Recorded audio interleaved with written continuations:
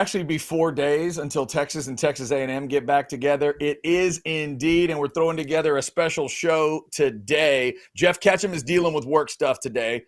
Anwar Richardson's actually dealing with some stuff today too, bad internet and some other issues. It's a fast-paced week. There's a lot going on, so we're going to smash together a modcast and a house divided today. I'm Chad Hastings, and these two guys were nice enough to join me. That's Jason Sukamel of Orange Bloods. Let me see if I can do this right. And that is Alex Dunlap of orangebloods.com. You see him on the modcast all the time. I'll just be trying to set them up, get out of the way, and let all the mod brain just get you all the information today on Texas and Texas A&M. It is going to be fun. Gentlemen, I appreciate you jumping in today. And again, just to give the folks some love, we'll give Daly and Black their love. You'll see this up on the screen. And at some point, we will also give Texas Card House the love. We'll get to that part because we don't want to do that the whole time because we don't want to do that to Alex. We would do that maybe. There we go. See if we could do that to Alex a couple times. I like the other way. I don't mind. I don't think we're gonna do it's like the mustache. It's like he's in disguise right there. That's a little bit different. All right, and then y'all feel free to jump in on the chat. I just threw out the words game predictions because that's always fun anyway, but this week it's really fun. Jamie has got a 27-17 prediction that he or she, I guess that's a he, is throwing in early. Jason, I wanted to start with you today. I read through your 3-2-1 because I do it every week at orangebloods.com. If everybody has not checked that out, go ahead and do that. We'll throw something else over Alex's face real quick, orangebloods.com. Go check out the 3-2-1 article. Jason, you said a few weeks ago you thought it was Texas by double digits, and it doesn't sound like you've changed your mind. So as you've looked at this ball game, give me your case for Texas by 10 or more. Yeah, I actually predicted, Chad, it was kind of early to mid-September. I think maybe after week 2, I said Texas is going to beat Oklahoma and Texas A&M by double digits. They're going to win both those games. Just early on, I was like, Texas had just thrashed Michigan, and neither Oklahoma nor A&M was overly impressive. I can't remember who they played, but just their offense was like, I don't see it. So I made that prediction way back in September. Of course, Texas ends up beating Oklahoma 34-3. And then I said, hey, in October, I said, I'm going to stick to my guns. I'm still picking Texas to win this A&M game now by double digits. So this week, my prediction, I said, I can't change it now, right? Because I always do one prediction in my 3-2-1. I said, I can't change it now, but I feel maybe a little less confident than I did it certainly early in the season. Quinn Ewers, his ankle issue, we'll see. We saw how that offense was last week after he got banged up. Frankly, this Texas offense hasn't been setting the world on fire, period, even when Quinn's been healthy. Rivalry game, those usually play close. It's on the road. Everything about it makes me a little bit more nervous, but I still think, just with my naked eyes test, I just think Texas is a better team. And I mean, what are they, 6-point favorites, I think, right? Yeah. So, I mean, there's a reason Texas is 6-point favorites on the road. I will pick them to cover that spread and probably win by, somewhere the scores that people are putting in the chat, 24-13. That's kind of where my head is. We're not going to make a score prediction today necessarily. And I actually just got off the phone right before we started this video. I started working on my Texas A&M matchups and kind of start picking their brains. I'll tell you one area A&M has a pretty good advantage, I feel like, and that's in special teams. They got a really good punter, really good kicker. Terry Bussey's a freshman, but he can be impactful on returns. So that's going to be an area, if this is a close game, the hidden yardage in the punt game, and then Randy Bond versus Bert Auburn. I mean, we know Bert's got it in him, but he's been a little bit inconsistent this year. So special teams could tighten this one up a little bit. But yeah, I can't go back on my prediction now, Chad. So I'm sticking to that double-digit victory. You staying with it? 24-13. There's a 37-21. By the way, Sandman, I see what you did there. I see what you're doing there. 27-25. Sandman does that every week, doesn't he? I think Sandman wants a back-to-back. That's the only that's a close result I think Longhorn fans could live with if they got to talk about another 27-25.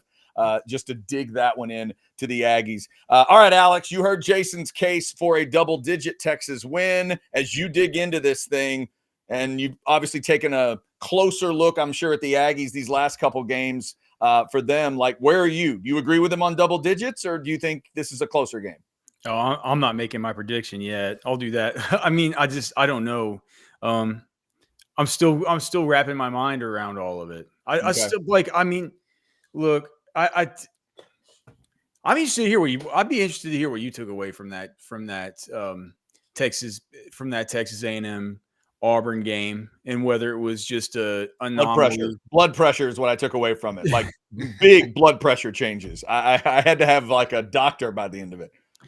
It felt like Elko did. He just like he was, man, you listened to his press conference yesterday. He's like, this team, if you know, he's like, at the beginning of the season, because the reporters rightfully are asking him stuff like, well, why has it been kind of bad these last 3 weeks, or at least the last 2 conference games, and he's like, man, it wasn't like we've never had problems on this football team or things we need to overcome. It's just the things that the things that plagued us to begin the season. You always have these little fires that you're putting out, right? We put out those fires without any real indication of what was happening on the actual football field. Whereas the things that have occurred these last few weeks, most specific, the thing that tilts them the most is just all the balls getting up over their heads. I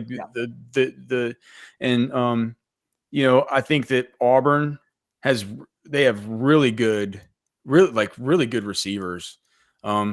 Texas has really good receivers also. And clearly that's going to be something that's going to be a big focus for them this week. I think probably there's going to be some issues with, I mean, we all think Quinn's going to play, right? I think that, I would assume, unless we hear something really crazy throughout the week, right? He's going to go. Yeah, but I mean, I think it might throw a little bit of a kink in their schedule that are just in their preparation, that they're going to have to prepare for Quinn and for Arch.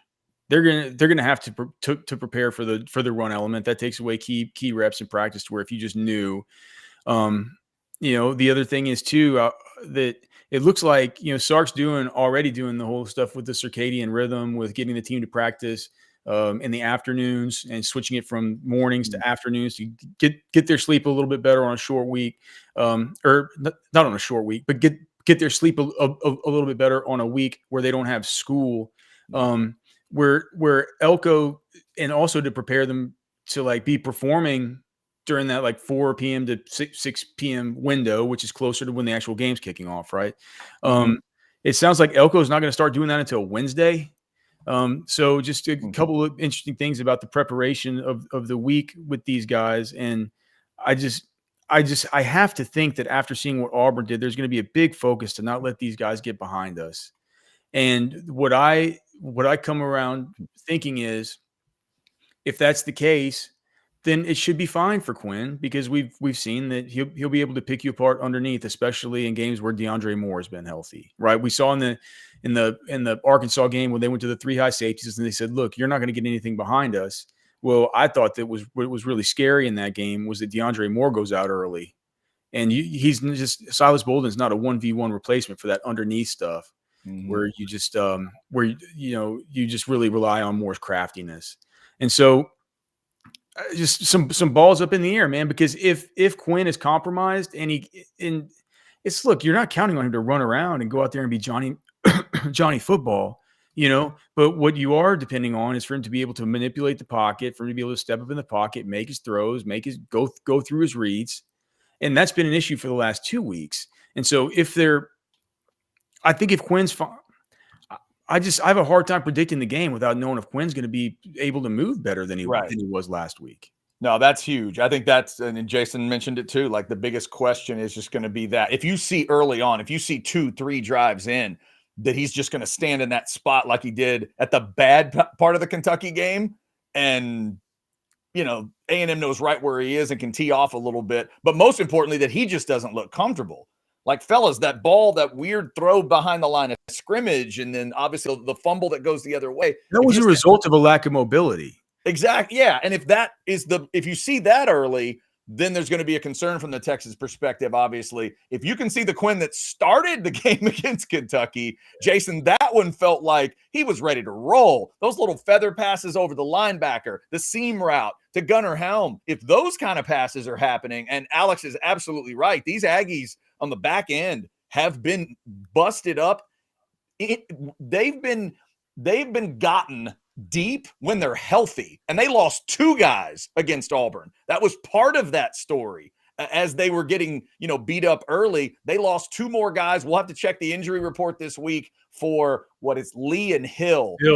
It sounds like they're going to get hit. I think they're going to get Hill back. Yeah, they both, after the game, Elko said he thought they were both temporary. He thought they were Lee, both. Like I was just told today term. that Lee should be back too. So yeah, so both those guys are projected to be back. But what does that look like? Because even the healthy group, I keep saying this stat, but I think it tells a story. A&M's given up 9 touchdowns of 40 yards or more, and 6 of them are through the air. I mean, they can absolutely be had going down the field, and that's got to be a big part of Texas's focus. By the way, S. Roan, we already put it up, but just so we, super chat, $5. You threw something in the tip jar to make your prediction. 39-13. I think I see. I think I see what you. Yeah, okay. I think I see what you're doing there, S. Roan. Throwing a 39 in there. I don't think that's a mistake. All right. It is the Modcast, and it is the House Divided today. It's kind of both. Shout out to Daly and Black. If you need an incredible attorney on your side, Daly and Black have got you covered, and we do have you covered if you are looking for a place to come watch Texas and Texas A&M. I believe Jason's going to be there. I know Jeff Ketchum is planning to come into town. It's TCH Social Austin. The drink specials start an hour before kick. $1 draft, $2 jellyfish, and come watch on the big, beautiful screen. Come get some of that bad beat bacon if you have not done that yet. It is glorious. One of our listeners, one of our fans actually thought we might be overselling the bad beat bacon. Then he tried it. He was wrong. He knew he was wrong about that. Come out and have the bad beat bacon. It is awesome. Shout out to awesome. What is it? What is the flavoring on it? What is the is it just like spicy? Sweet, a little spicy, a little sweet with a little spicy to it. Yeah, Shame it's on kind of all of it. Lunchtime. Alex, I would love for you to try it because I know you are a meat connoisseur. And it is, it's kind of everything you'd want it to be. It's just sweet enough, and it's just spicy enough, and it's just peppery enough. Just a really wonderful combination for that bad beat. Looks good. Yeah, wow. It's good stuff. Good it's stuff. Like perfectly cooked every single piece, every single time, Alex. It's incredible. It's a real skill. Yeah. It is good stuff. Shout out to TCH Social Austin for doing the watch parties for us this year. And again, watch party and post-game show on Orange Bloods Live at the 2-minute warning of the 4th quarter. What kind of game are we going to be looking at when we get to the 4th quarter of this one? We're breaking it down. You guys were talking about Quinn, like Chad, if I can jump in. Mm-hmm. I think Quinn, it will be fine. I mean, Sark didn't seem too worried yesterday. Now he said, hey, we haven't practiced yet, but he was expecting Quinn to be out there. But where this thing could get disastrous for Texas is if Quinn is hobbled and he doesn't have really much or any mobility. And if Texas falls behind the chains on 1st and 2nd down. Now, and then you're faced 3rd and long where Texas A&M, 3rd and 5, 3rd and 7, Texas A&M can just pin their ears back and come after a stationary Quinn Ewers. That could be troublesome for Texas. But, everybody, like we keep talking about this Texas A&M defense. And I was kind of, I'm talking to people today and I'm looking at it. This is an A&M pass defense that ranks 12th in the SEC in pass defense and yards given up per game. Texas is 1st. Texas is 4th in run defense. A&M is 6th, 7th, 8th, 10th in run defense. So I don't know why. I mean, I know there are some big names and there's some big time recruits and things, and A&M has recruited well on defense in particular. It's not a world beater Texas A&M defense that people make it out to be. Certainly not statistically. I mean, we saw Auburn was able to light them up last week. I'm trying to pull up your schedule. I don't care about New Mexico State. We know what South Carolina did to them. A&M ran away from LSU late, but I don't know. Everybody keeps talking about this defense shutting down the Texas offense, even if Quinn's at 70%, 75%, I think this is still a Texas offense that should be able to move the ball against Texas A&M. So now, but like I said, what they can't have happen is constant 3rd and longs where A&M can, and you really get Quinn off schedule there, and you get Texas behind the sticks a little bit, and Quinn can't move. Then that crowd noise. I mean, that's where things are going to get difficult. But if Texas can run the ball in 1st and 2nd down, like I think they'll be able to. Person I was talking to today said, "Hey, A&M's susceptible off the edges. If you run off tackle, well, Texas has 2 backs that are capable of getting the edge. I think Texas can keep that defense honest, and even if Quinn's a little bit limited, I think Texas still should." Jason, as far as the Aggie defense, I've been talking about them for about, I guess it's probably 6-7 weeks now. Is when I get asked about my biggest concern, Chunk plays on defense. Chunk plays on defense. That's exactly what I was just told. Is like even in the ground game, the person I was talking to, Chad, said, and you would know better than I do, but they'll shut you down 1 yard, 2 yard. But even in the ground game, then they'll pop off a big run game. Obviously, we saw the deep passes too. So, in this Texas offense, it is a big concern. Plays. The Bowling Green game, there were long plays. They whipped Missouri, but Missouri had a long pass play touchdown. They just give up these chunks. 81 against the pass. Texas fans have looked at a couple opponents this year and gone, well. Like, remember that Arkansas number? And there was a couple other teams. Oh, no, was it Florida maybe with the worst, that horrible pass defense number? Texas fans have been keying on that. This is definitely a game to key on a number like that. Texas is 17 in throwing the ball. A&M is 81 defending it. 81. And Alex, it can be demoralizing when you go into another place, somebody else's place, and run the ball. I get that part. And Texas will need to run it. But holy mackerel, if they start hitting long pass plays, that's one of the ways Notre Dame helps shut that crowd up. Hit some long passes, convert some 3rd downs. If Quinn and these receivers get going, even if it's just kind of a mid-range, 15 to 20 yards, and then stretch it out a little more, that's what'll really demoralize that crowd, knowing, oh, good Lord, that, you say whatever you want about Aggie fans and their delusions, and they do exist, but I think they know what their offense is. And if Texas lays a 10-0, 17-0, 14-0, 20-7 type of lead on A&M, I think the Aggie fans understand how difficult it'll be for that offense to chase it down. Yeah, I mean, it's in like Elko's being sly about it either. I mean, he said yesterday, he said the allowing the explosive plays on defense is this team's Achilles heel. He didn't say has been our team's Achilles heel. I thought it was interesting. He said that it's our Achilles heel, as if it's something that's continuing now that they're having to, I mean, he's being honest with himself. Sure. Because watch South Carolina and Auburn. It's not like they were grinding out 98-yard drives all night. I mean, there were big plays in both. Yeah. Yeah. Problem is Texas isn't exactly clicking on those downfield throws. I mean, Auburn played. At least it'll be at night. So the ball's been the sun's been getting in these guys' eyes too, like on the Wingo one. But yeah, like, yeah, I guess the stadium lights can always get in their eyes if you're looking for, if you're looking for ways you can screw up. Right. But I think that bottom line is that, look, we don't need to relitigate Quinn in the deep ball. It's like he's going to hit some, he's going to miss some. It's just it is what it is.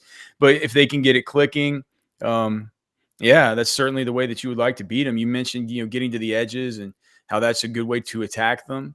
The thing that I would sort of consider is that Jaden Blue's been walking around with that football all week.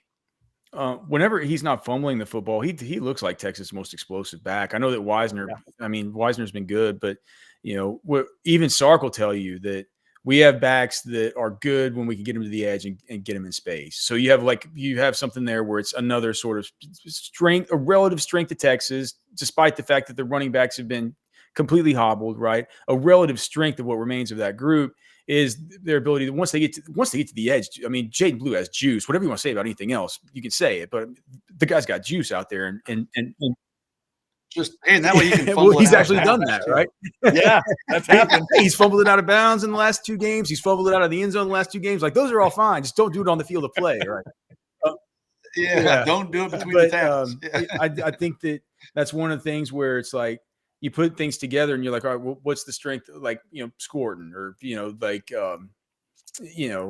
Texas kind of has strengths to match up against Texas A&M's strengths, right? Texas has probably the best tackle tandem in the nation. I guess LSU, some people say Emory Jones, Will Campbell. I'd say some people would probably take Kelvin and Cam as the top kind of two.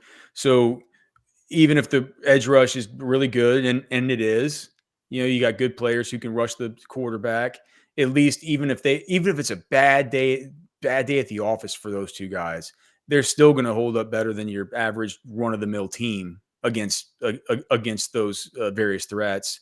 So whenever you think about the kind of matchups and how things go, kind of the 1v1 where it's like the premier aspects of the team or the premier Achilles heels of the team, to me, I think of like three different things right there where Texas, at least in two of them, feels like they would hold the advantage if they play to their standard, right? And if they don't fumble, and if Quinn is healthy, and if all the rest of it, right? Yeah. Running backs off the edge, deep balls, over the top, explosive plays, and then at least the mitigating factor of holding off the edge rush with, even if your tackles have a bad day, they're going to be better than some of these other guys' starters.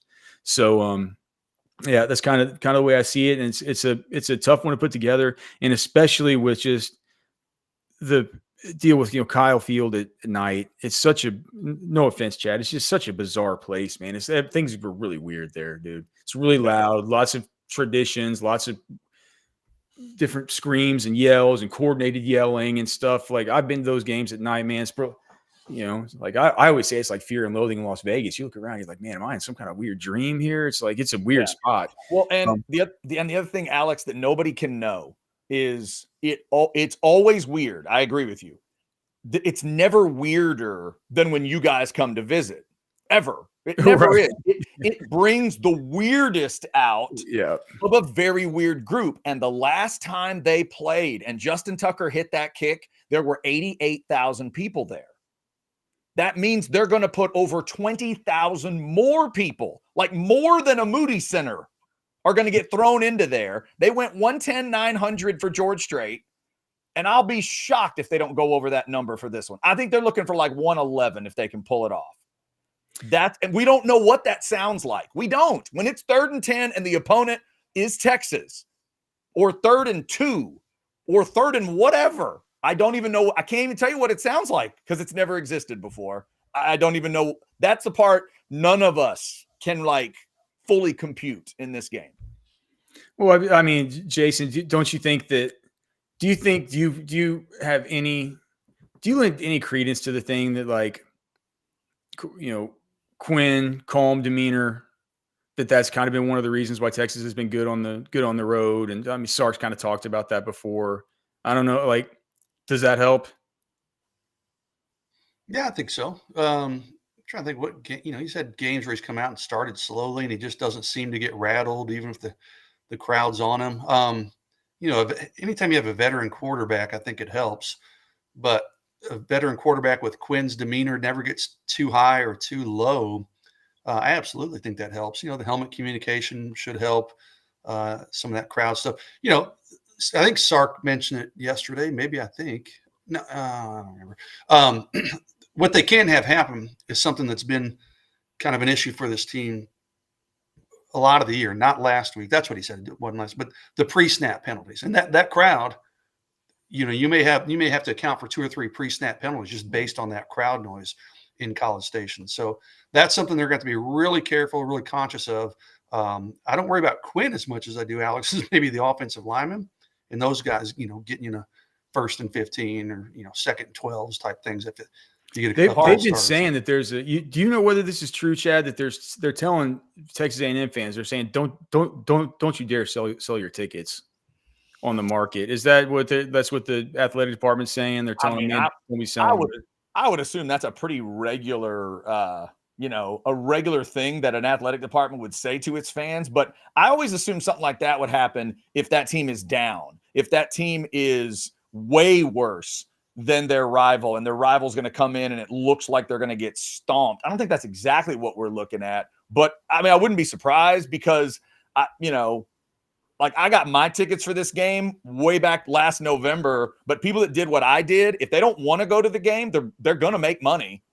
They're going to make. Dude, the average tickets, like, what did they say? The average is like over a G? It's nuts. Yeah, it's nuts. I could absolutely make some money if I wanted to off these tickets. And there's a lot of people like that. And you can never know, right? Somebody could tell you that, oh, absolutely, I'm an Aggie. And then you can show up wearing whatever you want.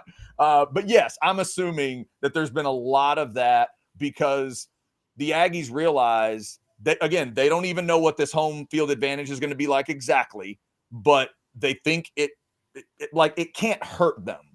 It shouldn't hurt them in this game. And they're just trying to, with every little detail we keep hearing, they're just trying to make it as much of an advantage as they can make it. So, yeah, I would assume, I wouldn't think it'd be necessary, but yeah, I bet they're telling fans as a reminder, if you can't come to the game, try to ensure that that an Aggie is replacing you in your seat, I guess, probably.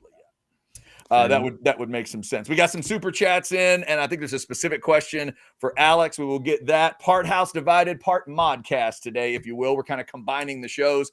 Shout out to Daily and Black for being one of our great partners. They sponsor the Modcast each and every day. Also, want to give a shout out to one of my favorite sponsors and partners, and that is Sinus and Snoring Specialist, the place that got me breathing better and feeling better back in 2017. Think of the weather right now. It's hot sometimes. It's like a high of 80 one day. But in College Station for the game, what's it going to be? Down in the 40s. When all that stuff starts changing, it will mess with your allergies. It messes with your sinuses. You know what this time of year can do to you. If you've been dealing with all that kind of stuff and it's finally time to take care of it, make this the birthday present, the Christmas present. I say that because my birthday is Christmas, I guess. But make it a present to yourself. Get it fixed. Get it taken care of. They can get rid of your allergies for good. And if you've got snoring, sleep apnea, all that stuff going on, they can absolutely take care of that like they did for me. Check them out, sinussnoringent.com, or call 601-0303. It's Sinus and Snoring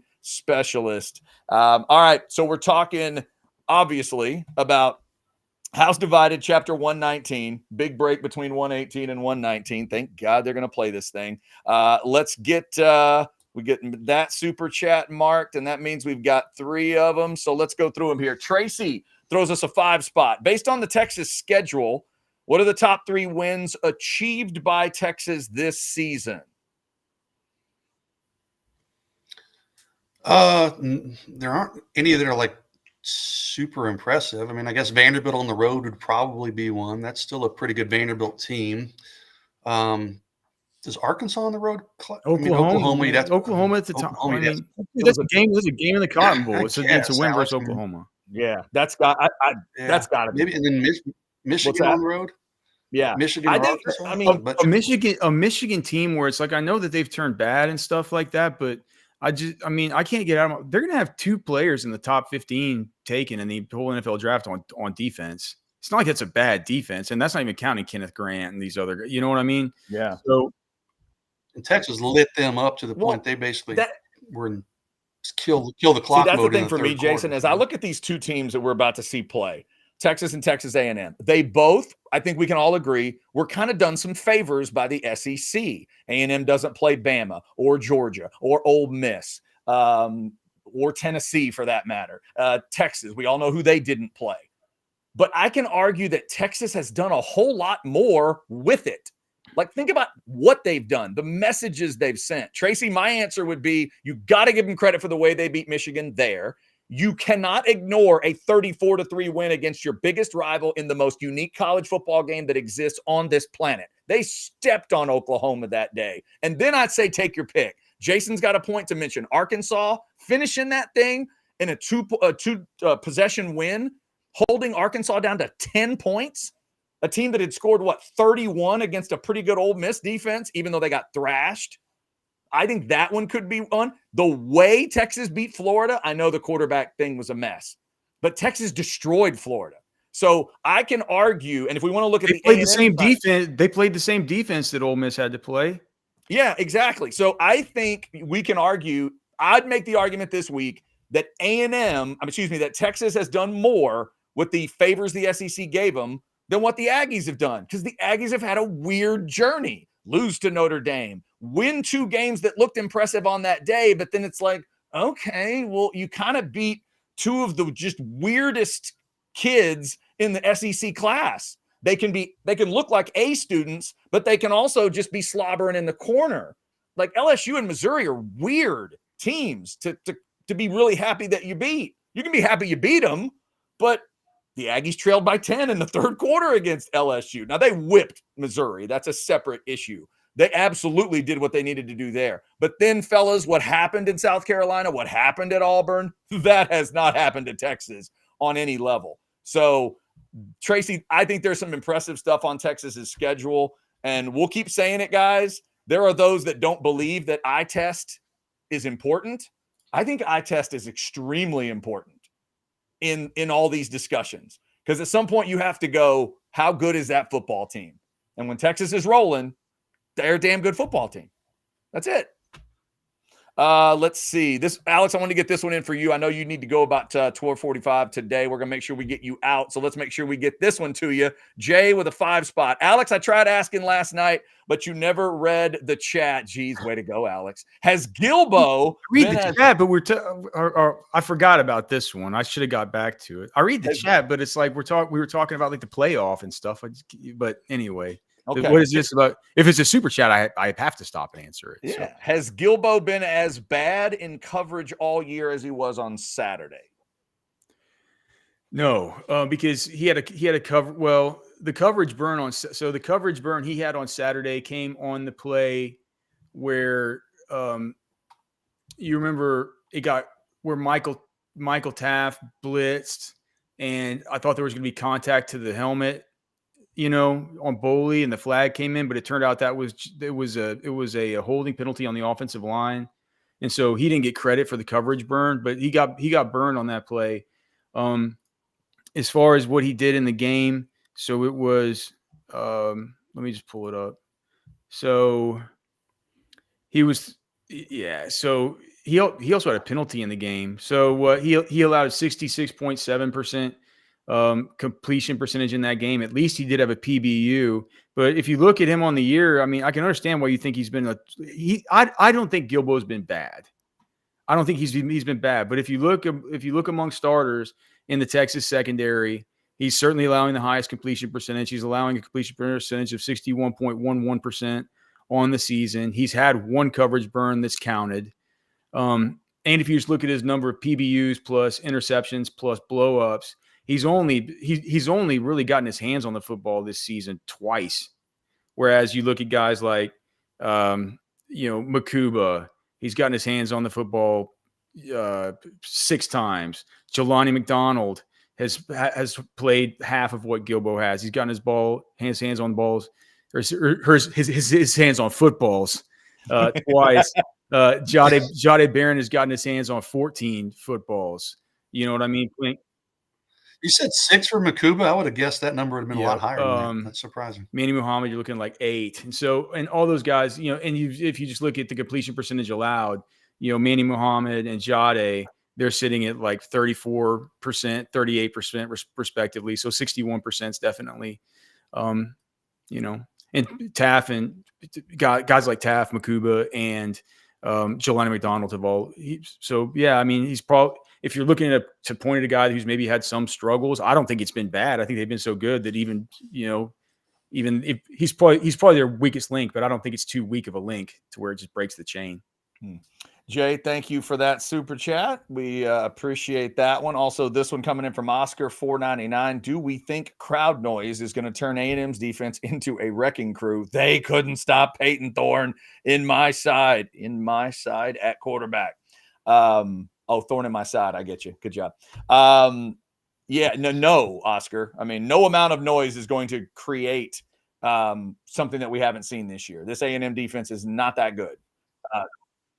It will help. It will help a little bit. It'll make the defense better. It's not going to turn them into that, but it will help. And you guys both, I think, have mentioned third downs today. I always watch it in a football game. We all know in rival games, it's huge. In crazy atmospheres, it's huge. It's, the down and distance of the third downs, and then what do you do with them? Trust me, because I've been in the place and I'm going to be in the place Saturday. If it's 3rd and 2, Kyle Field sounds different than if it's 3rd and 8, or if it's 3rd and 12, or if it's 3rd and 20. They're just different. It feels different.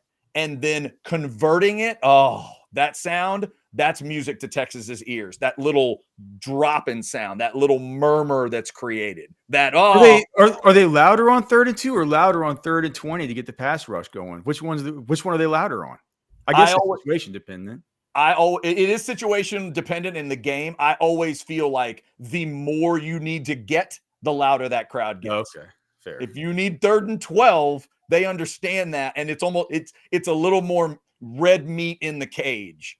3rd and 2 is big. Everybody knows that 3rd and 2 is big, especially if it's late in the game. Late in the game, it's just, they're throwing kids off the upper decks, and it's nuts. Yeah. But early on, it's about the distance of it, I think, because that energy around the crowd is, it's 3rd and 18 or whatever. So that's huge. But then on the other side, fellas, back to this Aggie defense. If the Longhorns get the Aggies in a 3rd and 12, that's when you can get that crowd grumbling at itself, because deep down Aggies know their offense isn't great, but they know it. And you don't convert a couple 3rd downs and you have to punt it back to Texas, that crowd will grumble a little more, and it's a little more of that murmur, and the energy can calm down a little bit. Texas goes on a drive, gets a score. You can demoralize that crowd pretty quickly. And then deep down, their thought's going to be, oh, Lord have mercy. It's back, right? This rivalry is back. Aggies know deep down what it's been. 5 out of the last 6. Texas has won in College Station. It'd be like, oh, no, here we go again. It's the game that only Chad wants to come back, and we're tired of losing it. And I don't want this to happen again. Like, that could happen too. If the Aggies, because that's how the Aggies screwed up at Auburn. It was weird. They weren't bad on 3rd down. They just couldn't finish the drives. Missed field goal at a turnover. It was a weird 21-0. I've never seen a team get down 21-0, but actually feel like, oh, wait, they weren't playing that bad overall. They just let that, to Alex's point, they let a pass get over them. They couldn't convert when they got to the red zone. Just little stuff kind of messes with this Aggie team sometimes, and they don't handle the little things. Alex, to your point. Is Marcel Reed, is he a little banged up? You know what? Anything going on? Like, does he have anything he's nursing? I don't know if it's anything major. I thought I saw a little bit of something in the Auburn game, maybe a little bit of a limp, but I don't think there's anything major there. I wasn't sure if that was something that was out there. Yeah, I don't think there's anything major with him. The other thing is the sloppiness of this A&M team. 116 in penalties, 114 in penalty yards. They're a sloppy group. And Elko was asked about it this week. How do you get him to stop committing penalties? And he's like, I don't know. I've tried everything. I've tried everything I can think of, and we can't. Here's how bad it got, fellas. This week, a media member says to Mike Elko, Coach, I don't know if you know it, but since the second quarter against Bowling Green, your opponents have not been called for a hold. It's been like 30 quarters. Have you commented to the league about it? Like, that's what's going on with the Aggies and penalties.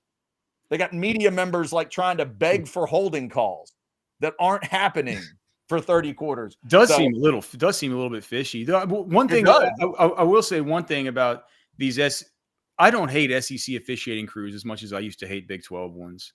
Mm-hmm. It feels like these guys a lot of the time, I hate to say it, knock on wood, feels like they kind of let these guys play a little bit more.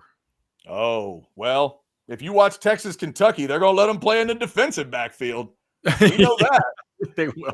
Yeah, like, man, we on Orange Bloods on Saturday, it's like, God, where are these Big 12 officials? I mean, I don't know that I've seen a major improvement in these SEC officials from the Big 12, if I'm being honest. I mean, listen, man, we all bag on officials. That's a tough damn job, man, to make those calls, and they're so close, and guys are moving that quickly. But there have been quite a few missed calls and blown calls this year. And like you guys remember, as we were coming into this season, I know I heard a lot from Texas fans about, well, maybe the SEC officials will catch all those holding penalties that Oklahoma gets away with in the Big 12. And maybe it happened, maybe it didn't. I feel like sometimes they do get pretty strict on, they'll get you'll get some holding calls and stuff like that. But my God, on pass interference, and it was consistent. Texas, Kentucky, man, you could just about rip a helmet off with the ball in the air, and they just weren't calling anything. So that's another part of this game, guys. I want to know how this game gets called, because it's Texas is in the conference now, but they're Texas. They've got a certain cachet about them. Do the Aggies get calls because they're at home? That's the natural thing for an official to do. Do the Longhorns? It's kind of like a baseball game, man. You just want the ump to be consistent. If you're going to call the outside strike, call it both ways. If you're going to let these guys hand fight downfield, then let them do it both ways. That's, I mean, fans are going to bitch anytime they think of calls missed. But as long as it's equal both ways, that's where I'd worry if I'm either fan base in this one. If you see early that if your team takes a shot that the ball's not getting completed and you're not getting that call, like no matter what happens, the other DB is allowed to just kind of, like you said, Jason, hand fight, get physical, arms in there, forearm shivers to the neck, like all that stuff's going to be allowed. I wonder if that changes play calling. If you see that early on, you're like, geez, they're not going to give us that. Okay. So do you adjust, the way you look at it? We will have to see on that. How about this little 20 spot? Look at there. It's our guy, Wes Miller. What's up, Wes? $20 super chat. Currently in a pointless Twitter war. No. On one of Ketch's tweets with an Aggie, needless to say, it's going exactly how you think it is. Bad bull. Man, social media. I was telling my wife, who loves herself, she loves Facebook, loves Twitter. She loves social media. She's on TikTok. She's on Instagram. She hits them all. And I told her Saturday night is going to be something when that game is going on. I'll be literally at the game watching it, so I'm not going to be, caring about all that. But I've seen a lot of stuff, fellas. There's a whole lot of Longhorn fans reminding Aggies about what this rivalry has been, and there's a whole lot of Aggie fans reminding Longhorns about what they think about Longhorns. And I mean, there's just a lot of stuff. But I'm glad it's back, because that's what a rivalry is about. Yeah, I mean, I've been on Twitter because I have to be, but I don't do much Facebook. But I don't even want to know what my Facebook feed looks like. Absolutely crazy. Wes, we appreciate your super chat there. All right, we're about to have to say so long to Alex, because he's got some things to take care of. Alex, anything else from you here before we let you go off the modcast today? No, just hey, man, it's gonna be. I can't believe we're back, man. A&M week. Just we're gonna be able to.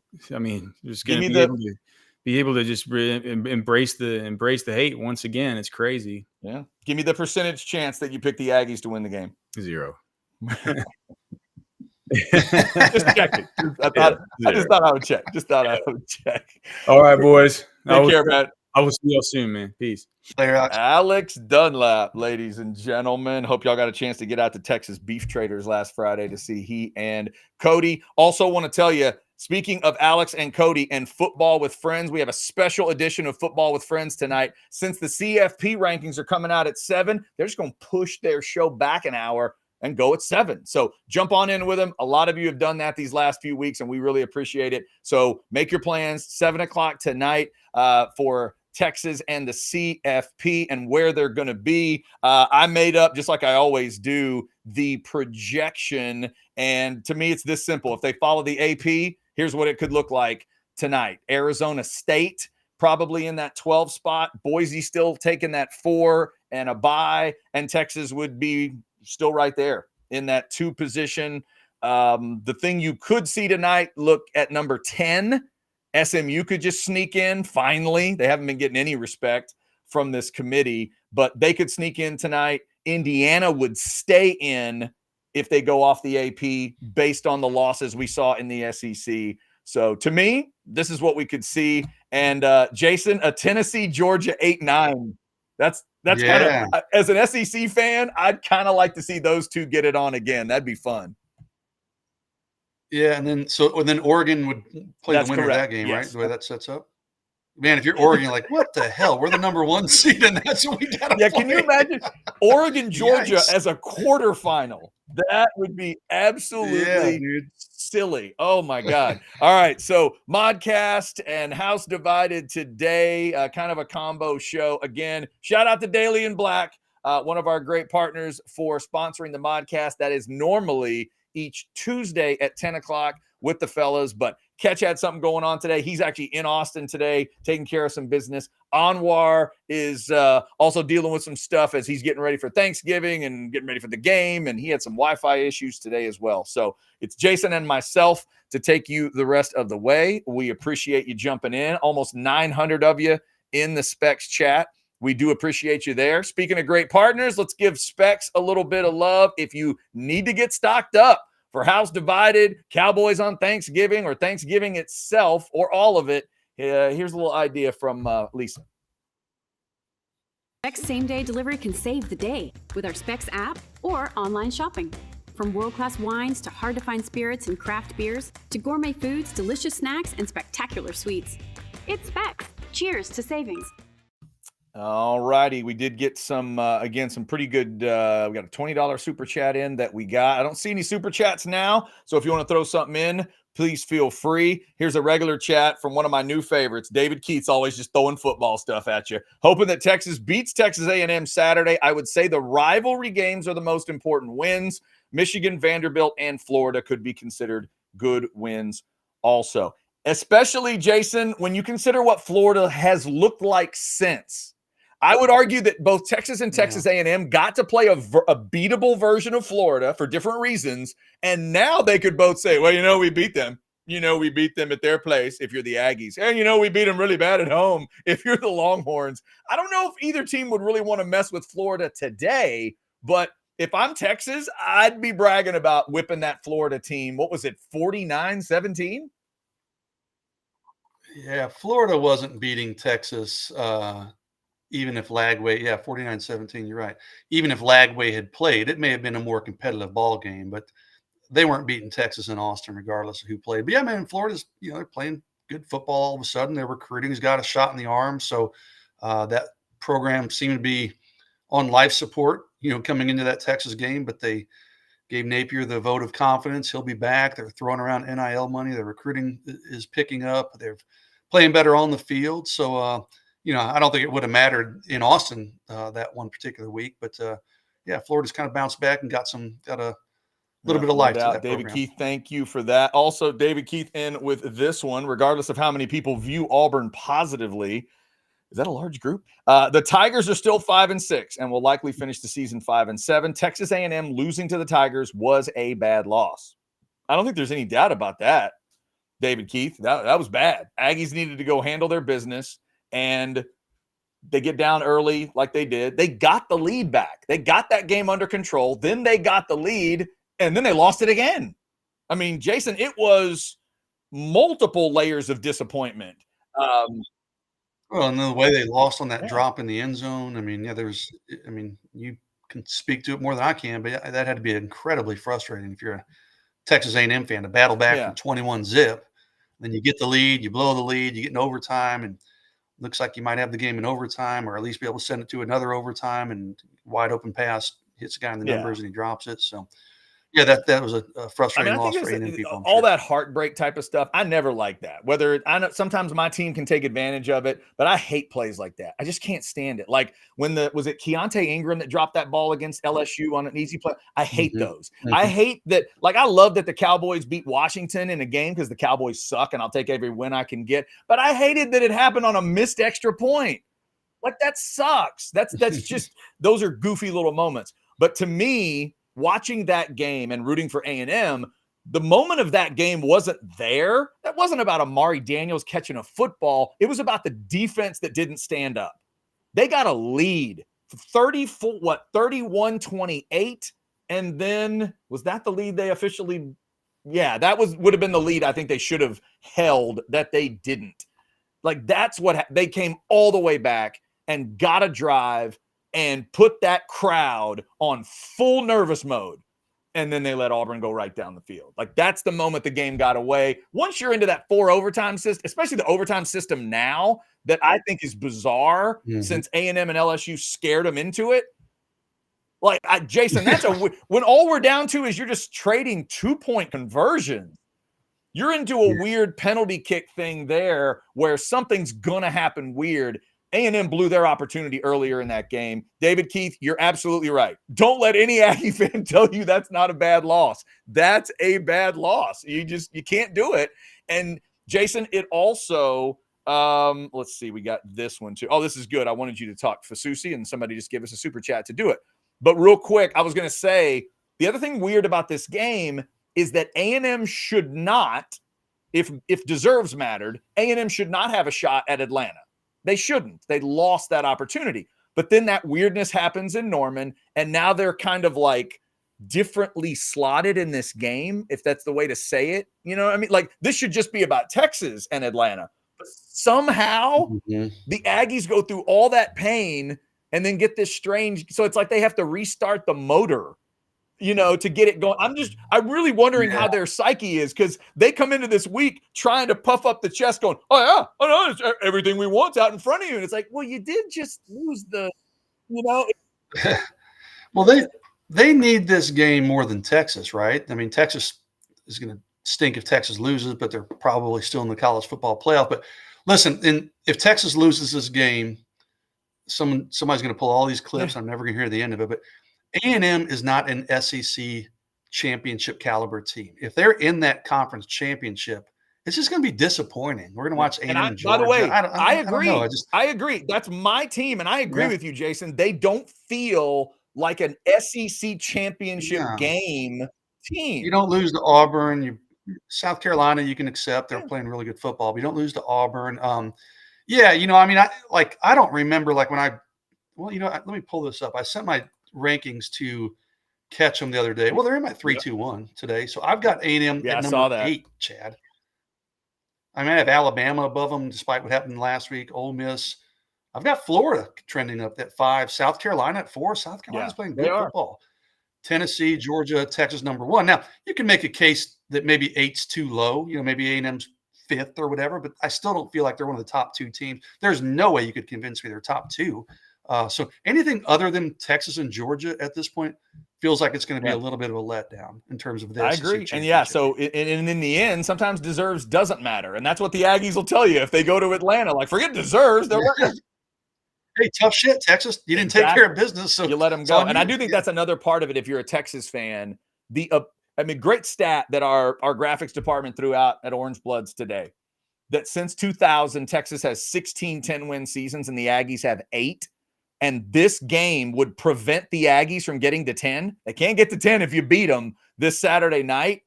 Like, those little bits of incentive, kind of that whole like keeping the Aggies in their place in your mind, if you're a Texas fan, that would be more than enough for me to get pumped about this game if I love Texas. Not that they need it. They shouldn't need anything else other than, let's win this game, win the SEC champion. I mean, listen, Texas doesn't need any external motivation. But I think, Jason, we would agree on this, that this is a game where, because it's maybe the most important they've ever played, because there's so many the stakes involved, this is the game. Every time these two play from now on, one fan base does not want to hear from that winning fan base. But, oh my God, the version that we're about to get either way, like, there's no version of this game that won't create it.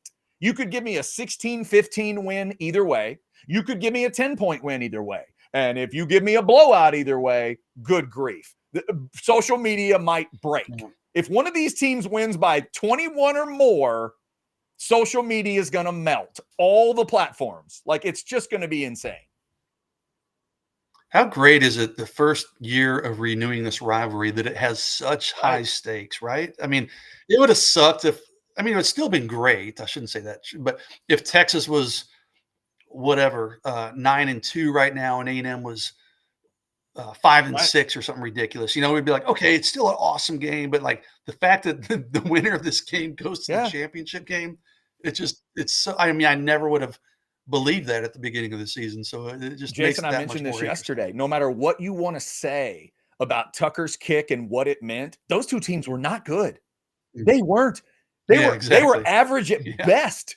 And how much Texas fans hold on to that thing. And they should, by the way.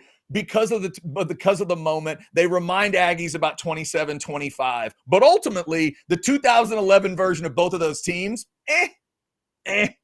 but this? So, I mean, it's going to be incredible, whatever the result is. Jason, I did want you to talk a little Fasusi, and Jay helped me get there with a $5 super chat. Jason, you should have started talking in tongues and pretended to be overtaken by the Spirit when Fasusi mentioned the OU win as a sign from God. Yeah. Didn't think of that, Jay, but yeah, maybe it would have helped. Michael Fasusi, Oklahoma commitment, of course, visits Texas on Saturday. And I got to talk to him a little bit before the game, and I talked to him Sunday on the phone for a long while. And, I told the story on Anwar's show, but he was saying, I said, Mike, before the game, I had people, fans and other reporters asking me, like, what's Fasusi going to do? And I was like, you know what? I don't think Michael Fasusi knows what he's going to do. And I said, Mike, you tell me, am I wrong? And he goes, no, man. He goes, you know what? He goes, it's funny you said that. I was leaving the Texas game and I was thinking, I don't know what I want to do. I'm so torn. So he goes, I literally prayed like, God, I need a sign. I need some kind of sign. And I was like, yeah, well, so the good news, Mike, I said, you have 10 days to get some clarity, to get some kind of sign, if that's what you're looking for. And he goes, no, dude, I got my sign, because right after that, I was watching the Oklahoma game on my phone on the way home, and we went into a lot more detail, but he took that as his sign from God, because Oklahoma beats up on Alabama and they run the ball well and this, that, and the other, and they're physical and show their offensive line development. So I'm not saying Texas is dead in this one by any means, Jay. But weirdly, like, there is still some confidence behind the scenes in Austin. I don't think they had the conversation I had with Michael Fasusi. Maybe I'm way off. I don't know. But like, my confidence level is lower. There is some confidence level that's a lot higher inside the football program. He will be at A&M this weekend again, or to watch Texas and Texas A&M. But right now, that, and this thing obviously can change in a hurry. He went from walking out of the Texas game thinking I'm torn to by the end of the night, like, okay, I had a sign. I'm loving Oklahoma again. So this thing can obviously turn pretty quickly. What happens if Oklahoma goes and gets thrashed by LSU this weekend? We'll see. But right now, I favor Oklahoma hanging on. I will say, I agree with Michael Fasusi on one thing. As I watched that Alabama-Oklahoma game play out, I did think only a higher power could have created this. Michael, I'm with you on that part. Yes. Like, I couldn't figure out. Yeah, I did not see that coming from. That's an all-time shocker. Direction. And Jason, I'll keep saying it. Here's how shocking that game was to me. It took me an hour after that game finished and after the A&M Auburn game, I didn't even realize that game helped me as an Aggie fan. No clue. I was so shocked by it. I was like, I didn't get the math of everything. Jay Lee, we appreciate your super chat. Jason, so in terms of Fasusi, like you said, the plan is for him to be in College Station this weekend. If he ends up in College Station for that visit, would that tell you that he's not going to sign with OU, or do you still think it's all on the table? I still think it's all on the table, 100%. He kind of insinuated, hey, man, I only have 2 weeks left of this recruiting process. I'm going to have a little fun and enjoy it. So even if he shows up at that game, Chad, which the plan is still for him to show up as of now, I don't think that changes my feelings much. I still would probably favor him signing with Oklahoma. And everybody's like, well, if LSU thumps Oklahoma, yeah, but that's a night game too. So he'll be at that A&M game, A&M Texas game, unless he's watching the Oklahoma game on his phone in the stands. That'd be a sign from God if OU goes and wins in Tiger Stadium too. Well, honestly, and someone said, I don't remember in the chat, like Ket said, recruits don't usually pay attention to one game. And that's normally true. This is a very unique situation potentially. But yes, if Oklahoma goes and wins in Baton Rouge and runs the ball down their throat and Jackson Arnold carries it a bunch of times, then that probably does lock it up for Oklahoma. But Yeah, I don't think if Fasusi shows up in College Station, then that rules Oklahoma all out I right know is I'm not saying I would always do this, but if I'm Brent Venables and I find a way to win at Tiger Stadium, I would only text Michael Fasusi 2 words: God bless. That is all I would do, and just stand Yeah. out of the way and see what happens. Because if he God's he plan, thought yeah. last Saturday and Norman was sent from on high, what is he going to think if OU wins a night game at Tiger Stadium? And they could. Listen, LSU's Oh yeah, can they're be very weird too. mediocre Yeah, at times. I mean, you're right. yeah.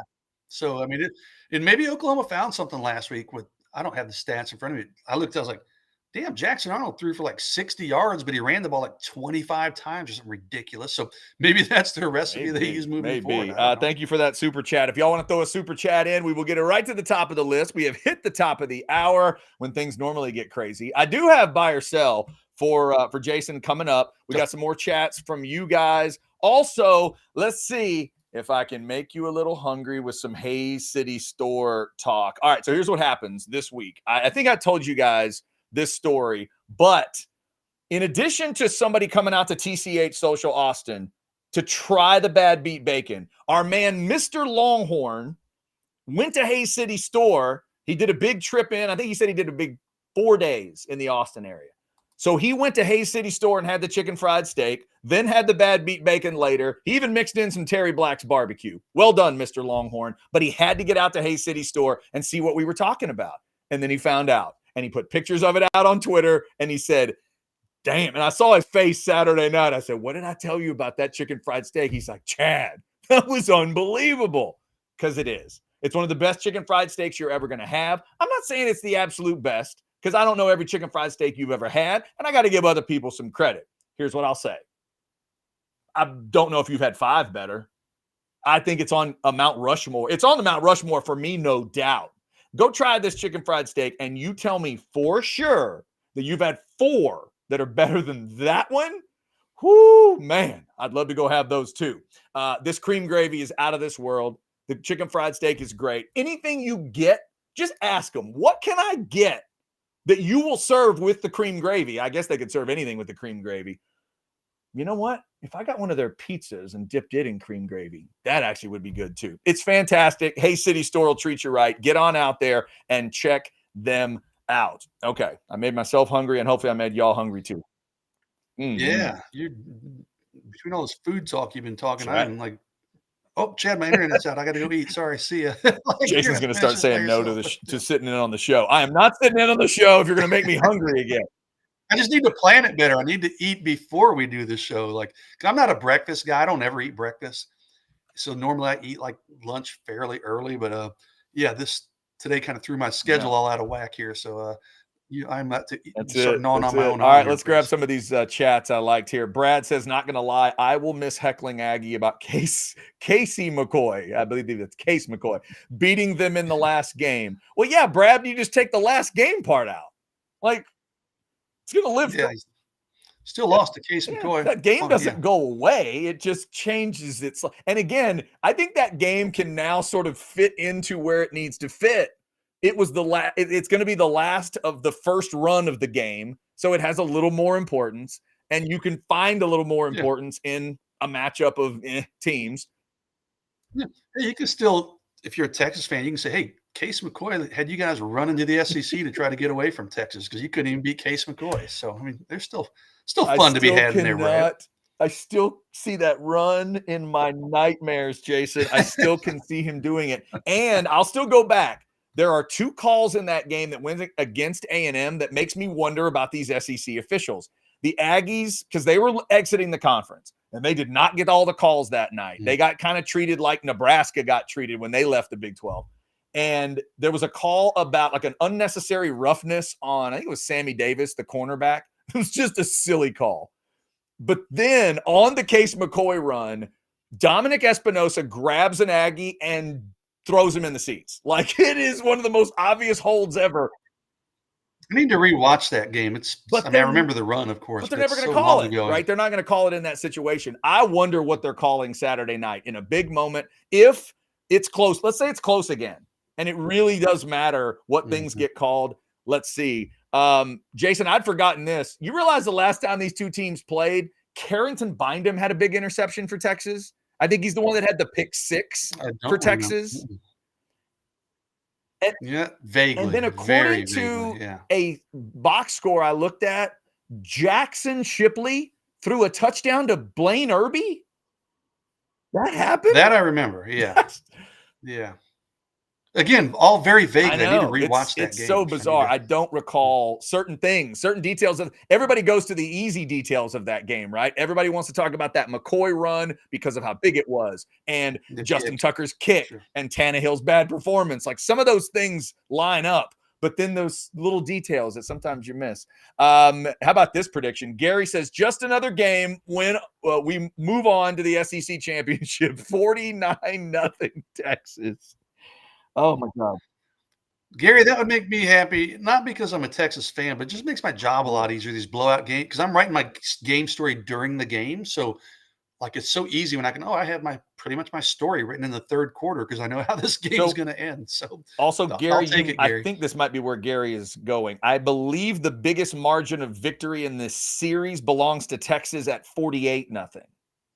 So I think that might be why right? Gary was going 49-0. If so, Gary, I see you there. Texas scored 49 once with Case McCoy. I saw a little tribute to that online today. 49-39 was that score when Colt ran all over the Aggies one night. I believe that was a game in College Station. Trey throws this in, says, if Texas beats A&M and gets our lick back against Georgia, what is the narrative of Texas now that we are SEC champs, since we were supposed to come into the SEC and get humbled by the big badass SEC? You know what, Trey? I'm sure that is not something Longhorn fans would ever mention, ever, if all of that played out. It's going to be such a great bragging rights section of the season here, Jason, because there's some fan base that's going to lose their mind one way or the other. But Trey's right. I mean, Texas started to prove themselves last year, I thought, in Tuscaloosa, and they've proven they can play in big badass games against big badass teams. And if they go do that, who's gonna dog them?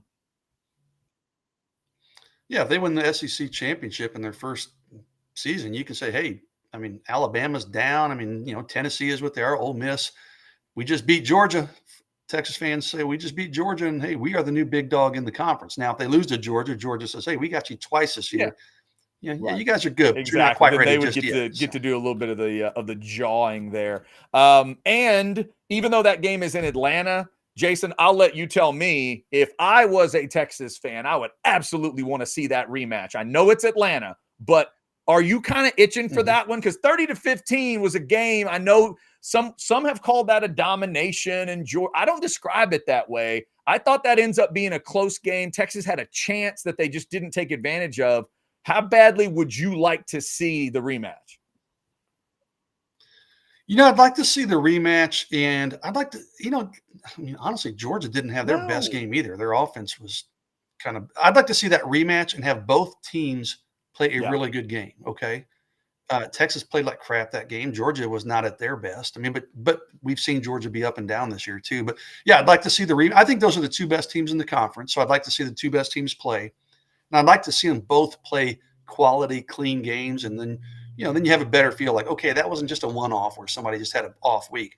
Both those teams came to play. Let's see who the better team is. But yeah, 100%. I think those are the best. As just a football fan in general, those are the two teams I want to see play, because I think they're clearly the best two teams. It'd be fun. As of until last week, I really thought that Jalen Milroe's crew had an argument for being in that discussion. I thought Jackson Dart's guys had an argument where I'm thinking, you know what? If those four quarterbacks, right, Beck, Ewers, and those other two that I just mentioned, if it's a combo of two of those guys in Atlanta, that would make me feel like, okay, these are two of the badass teams and you earned your way.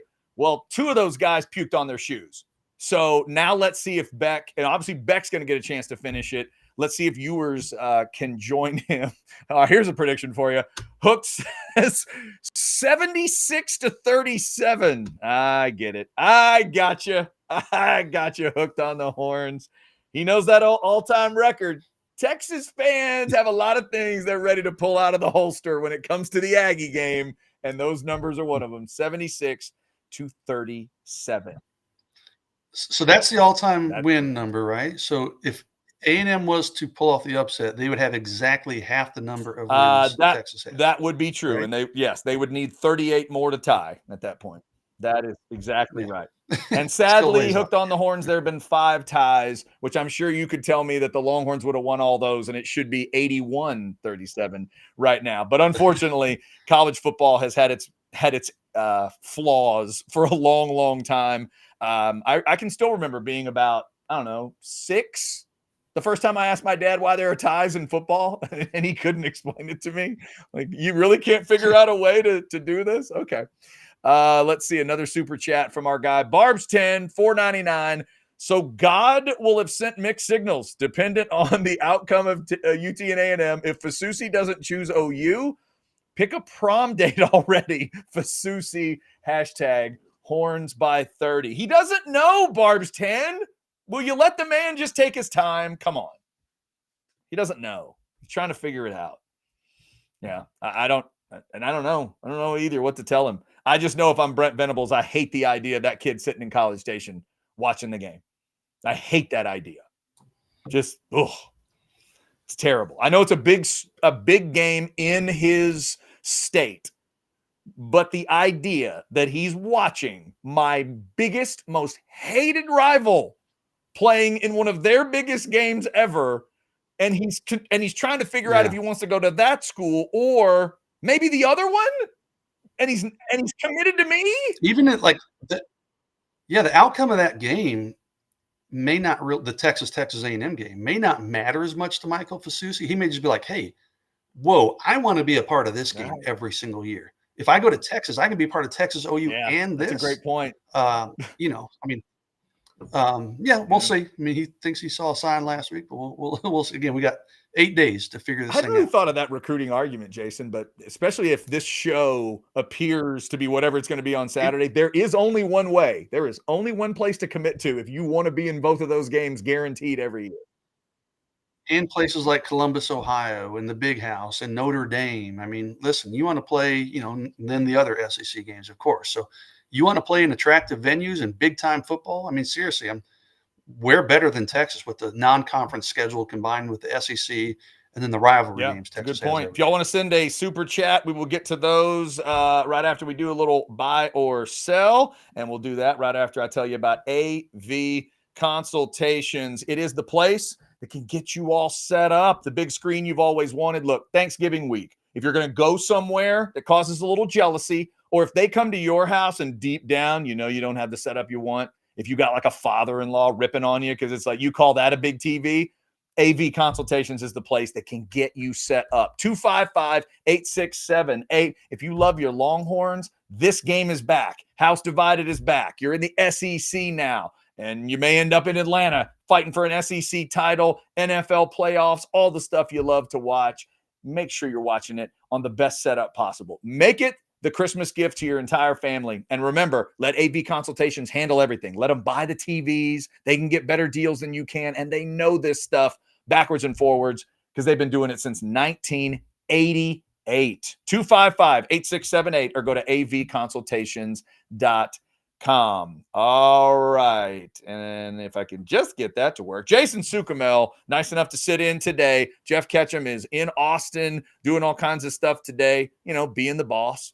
And we hope he has a good, safe trip to and from. Quick programming note, CFP is tonight. Texas more than likely going to still be sitting in that 2 slot. Who are they going to let in the backside of the rankings right now? SMU? They're going to finally let SMU creep in there. We'll see. 7 o'clock is when it happens. So a special edition of Football with Friends tonight with Alex and Cody is going to debut that. They'll be talking about it right away. So keep it right here at Orange Bloods Live. All right, Jason, you ready for a little buy or sell, sir? Always love buy or sell, yeah. All right, let's do it. It will be focused, no big surprise, on this particular game. Buy or sell number 1, Quinn throws 3 or more touchdowns. Yeah, easy sell. Easy sell. I don't think this is going to be a game where Texas races up and down the field. We talked earlier, I don't think A&M's defense is world beaters like some people are making them out to be, but I think Texas is going to have to use the ground game a lot in this game. Quinn might be a little bit limited we've seen Sark kind of lean on and fall in love with that ground game in the second half. I mean, for good reason. So I don't think he throws 3+. That would be a little bit of a stretch to me. I have said it all season that I would be thoroughly impressed if Sark gets the win in Arkansas and the win in A&M in this schedule. If he wins both games by running the clock, if he wins both games that way, I'm going to be so impressed. If he can take both those crowds and both those teams and just choke them out with a run game at the end, that'd be just so impressive. We'll see if he can do it. All right, Jason, buy or sell number 2. If there needs to be a Tucker-like moment for Texas, you trust Auburn 8 out of 10 to hit it. Yeesh. How long of a field goal are we talking about here? Make it the same distance, 40 yards. Sell. I'd sell. We've seen Burt be really, really good, but we've seen him, I don't have his stats. Maybe I do.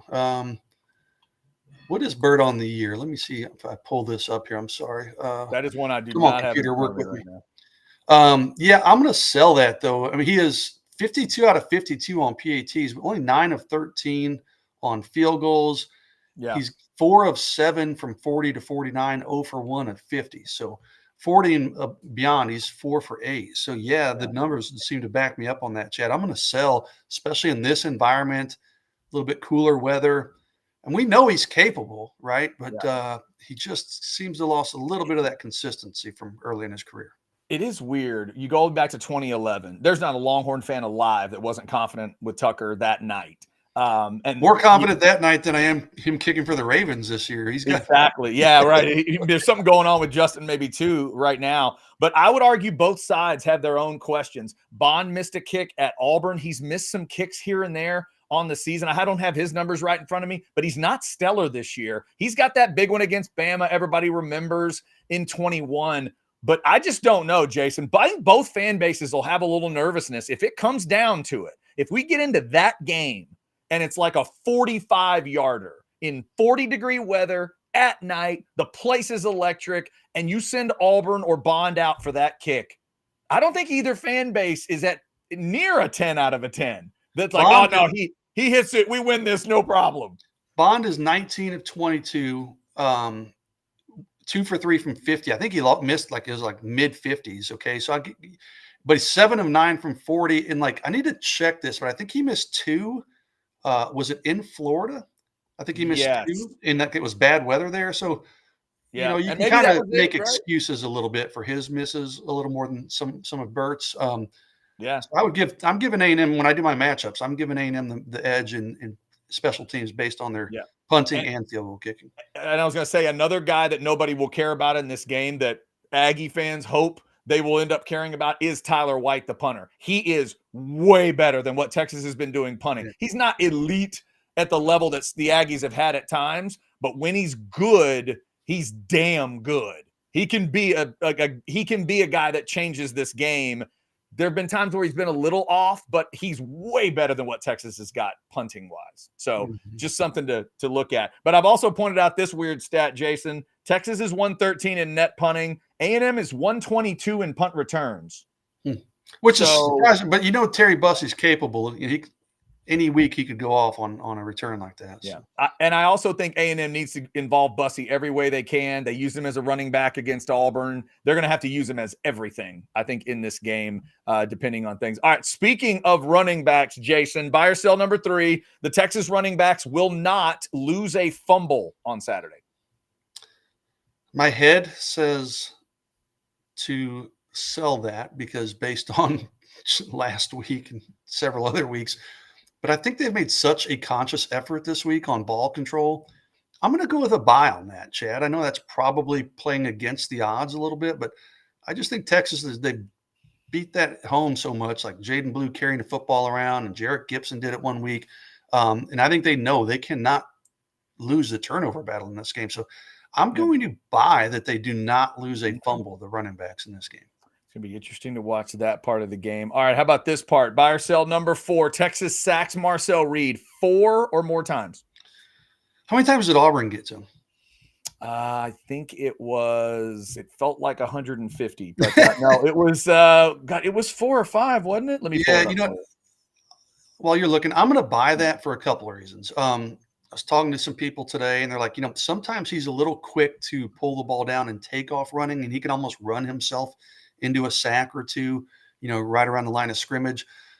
If I'm predicting Texas to win, especially by double digits, A&M's going to have to be throwing the ball in the second half.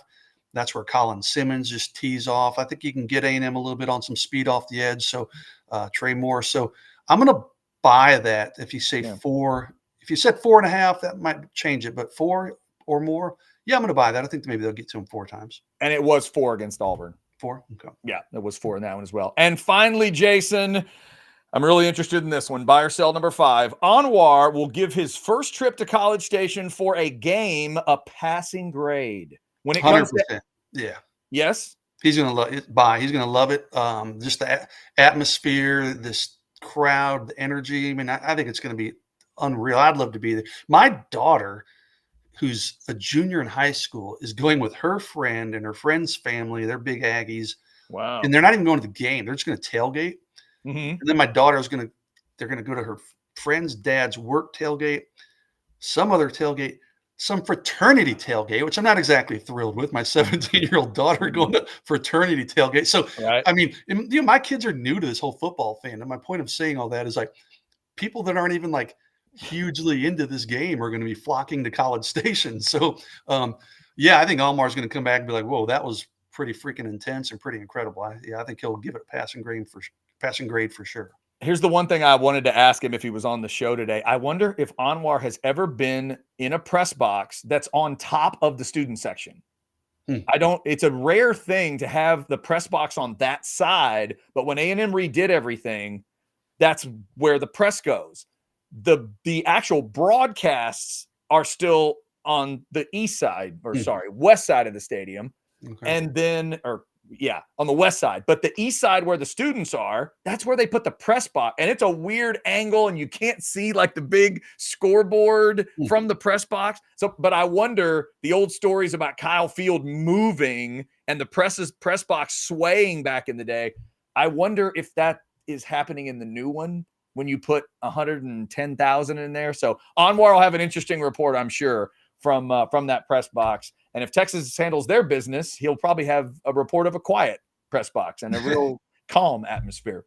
And we hope Anwar has a good trip to and from College Station this week, and everybody else that's going over there. Hopefully you have a safe trip, and I hope you don't come back with all kinds of stories about how horribly that you were treated by A&M fans. Hey, I was talking, Chad, to a Kentucky fan outside of the Texas stadium on Saturday. I was down there looking at recruits, and all the fans are lined up for the Kentucky players to walk through them. And I was just making small talk with some guy, and he goes, yeah, Texas fans have been good. I said, good. He goes, yeah, City of Austin's treated us well. I said, oh, good. Glad to hear it. And he said, the nicest fans he's ever been around. This guy travels to a lot of games. He's trying to go to every SEC stadium. So obviously Texas is new and he wants to get to Oklahoma. But he said the nicest fans he's ever encountered was at Texas A&M. And he goes, yeah, they were just great. And he goes, they said to us, like, it's kind of their motto to treat other traveling fans well. And I was like, that ain't going to be the case next week when Texas shows up. So no offense, but you're Kentucky. They probably, you guys, it's weird. This little different atmosphere. And I do think, Jason, like both these teams, we could say there's probably a version of that, because I would say for, largely Aggie fans do have that rep with some fan bases. I want to be that kind of Aggie when somebody comes in. I'm always asking the other fan base, how are you being treated? Are you having a good time? All that type of stuff. I don't want anybody to just be overtly rude to people. Anybody. Right. But then somebody would say, okay, but if you come in when they host Texas, it's different. Just like I've always thought, and I'm glad to hear a Kentucky fan say that Texas fans were really nice to them. And I would say Texas fans are a damn classy group of fans. But if you go hang with them in Dallas, when they play Oklahoma and watch how they interact with Oklahoma fans, you might go, oh God. Like if Kentucky had come into that game 10-1 or whatever, Maybe.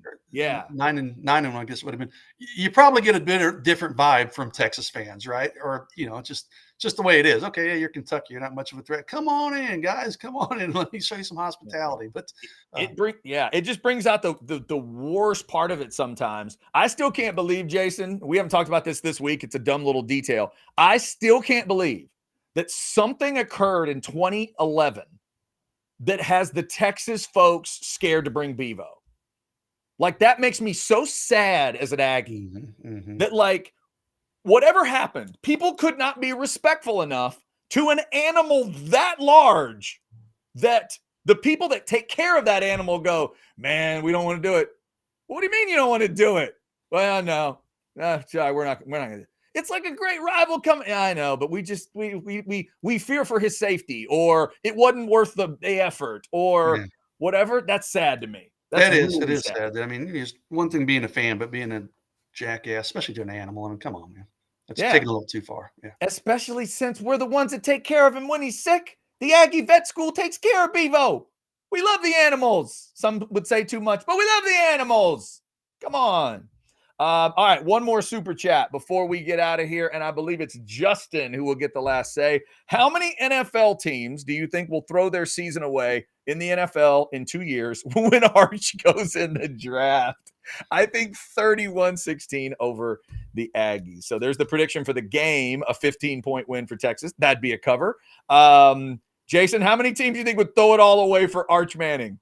NFL teams don't really do that, not like basketball, but if it's one game late in the season and it's the difference between getting the number one pick and Arch Manning's what everybody thinks he will be, and then you might see somebody like Carolina throw a game to get Arch or whoever the bad team is that year, I guess. But yeah. And Justin, just one quick mention of Arch before we get out of here, because I've been thinking, Jason, about Quinn's demeanor and how I think it could help him in this game. I love his even keel kind of attitude.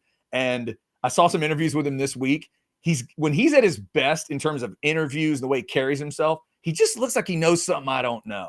He looks like there's a secret. And I think the best players are like that. When it doesn't feel too cocky. It just feels like the right amount of confidence. It feels like a level of like, y'all need to watch this game. Just watch what my teammates are going to do. I feel that coming out of Quinn Ewers. But we do have to respect what we saw against Kentucky enough to also say this, Jason. What happens if Arch Manning has to be put into that environment in a close football game? What does it look like? How does he respond? He's got, to his credit, he's got kind of that resting, flat Manning face too, which I think can help you. The Mannings aren't known as maniacs and certainly aren't known as overly emotional, but how will he react if he's got to come into that environment? Because, and maybe it's nothing. Maybe Quinn just gets banged up enough. He's got to go to the tent real quick. Yeah, he came in against Georgia, so that would give him it's at home, obviously, but that gives him a little bit of a sense of that similar style of environment. But yeah, that'd be, knowing what I know about Arch, I think he'd handle it pretty well, but that's hard to say until you're thrown into it, right? Yeah. And also, I would argue, maybe you would agree with me, I didn't feel like when he was in against Georgia, there was any plan. I thought he was in against Georgia because he happened to be the backup quarterback that night. But if he gets put into a game like this, you got to have a plan. Texas fans were thinking to themselves, all right, here you go, Sark, take your shot because Arch can take shot. He didn't do it. But that's exactly what I would tell him, Jason. In this one, if you get a decent down and distance, take your shot at these Aggie DBs. They can be had. You just watch Peyton Thorne get them with a big one. Like, Arch can throw the ball. Pick your guy that he loves. Arch, who do you love deep? And let him take his shot.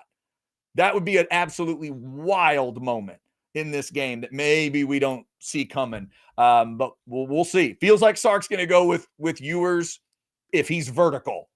If he can stand and walk, he's going with Ewers. But Justin, just thought I'd throw it out because Arch will be in the house, obviously, ready to come in if need be. All right, I don't believe we have any more super chat, so thanks everybody for that. And see there, Jerry was thinking just like I would have been thinking there. Arch will be licking his chops to throw deep on the Aggie DBs. Yes, if they call the play. Absolutely.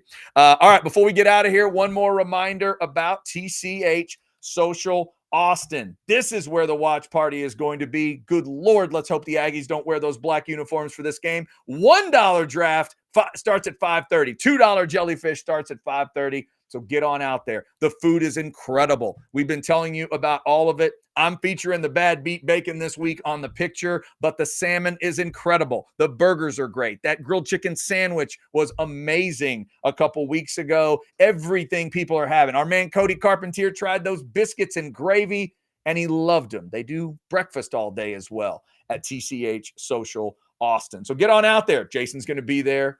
I bet Jason's got some bad beat bacon in his future. It'll be the first thing I order when I walk through the door. Right? I mean, come on. There aren't many places where it's just, let's go with the bacon. Let's just go with the bacon. It's fantastic. So get on out there. Another reminder, 7 o'clock tonight, a special Football with Friends for the CFP reveal. Probably not a ton of surprises, but let's just see what the bottom looks like. Are there just 3 SEC teams in? Is it just Texas, Georgia, and Tennessee? You would assume Bama gets kicked out. Where do they get ranked? Could they possibly lurk to get back in? What did they do with Indiana after the loss?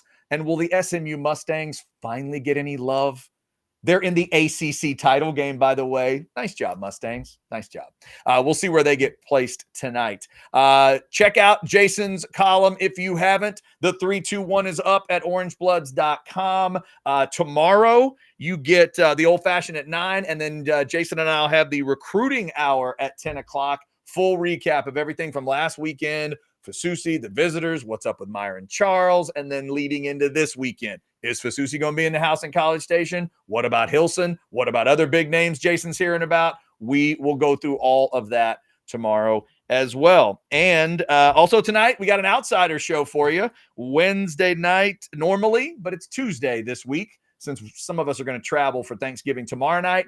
8:30 tonight, the Outsiders. I saw Chance Mott going back and forth with some Aggies on social media because it's back and now it just means more version. We'll get Chance's updated thoughts. Chance likes to brag about his time at Texas and the 5-0 record against A&M and putting some pretty big losses on the Aggies. So he gets a little sensitive this week, and he likes to brag on what his team did. And he thinks his team, I think, is going to be pretty good Saturday night. We'll get his pick on the game tonight. I'll make my official pick on the game tonight.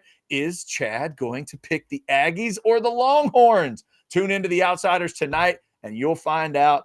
I can guarantee you Bo Edge is going to pick the Longhorns. We just don't know by how much. That's all coming tonight. Thanks for staying with us. Thanks for liking, subscribing, and getting your notifications. Just over 1,000 of you in the Specs chat as we get ready to close the door. Thank you so much for all that support. Continue to have yourself a good Thanksgiving week. We'll be back tomorrow at noon for a House Divided. Jeff Ketchum will be back, and Brian Jones is scheduled to join us in his normal time slot, about 1:20, but he'll do it on Wednesday this week because we have no show on Thanksgiving Thursday. Brian knows what it feels like to play at Kyle Field. He knows what it feels like to lose to the Aggies as a Longhorn. He knows what it feels like to beat the Aggies as a Longhorn. We'll go over all that with him tomorrow. It's going to be fun as always. Y'all have yourselves a good rest of your Tuesday. Until next time, we are House Divided. Thanks to Jason for jumping in today.